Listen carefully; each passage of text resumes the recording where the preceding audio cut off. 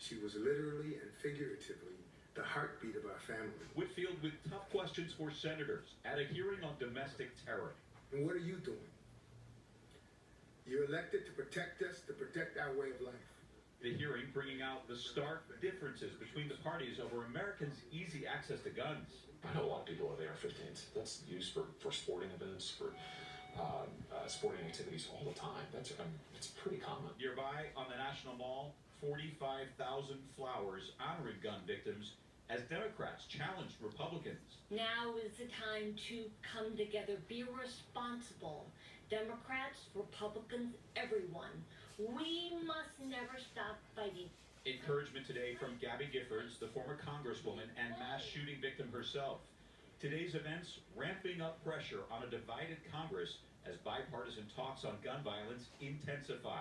A group of senators potentially reaching a deal this week. Areas Republicans could support: red flag laws, expanded background checks, and resources for mental health and school security.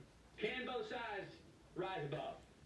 Can both sides see beyond the political problem at hand and admit that we have a life preservation problem on our hands? Actor Matthew McConaughey devastated by the massacre in his hometown of Uvalde at today's White House briefing, trying to inspire Congress to act. Chance to make the choice.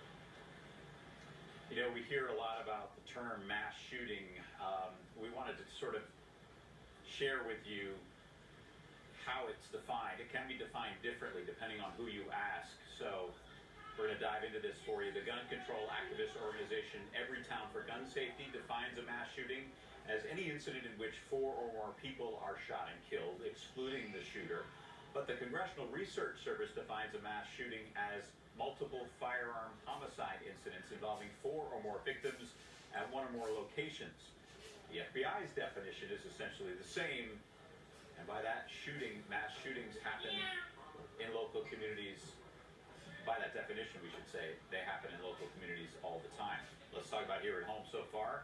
We've seen 218 homicides this year in Philadelphia, not far from where we were at this point last year. As you look at the numbers for 2021, in 2021, an all-time record of 562 homicides, 501 cases were due to gun violence. Still ahead at 6, you're going to hear more from Alexis's mother grieving over her daughter's death. Also, new information on the search for that third suspect. If we get any new information, of course, we'll pass it along to you. But for now, we'll send it back to you in the NBC 10 studios. Tracy?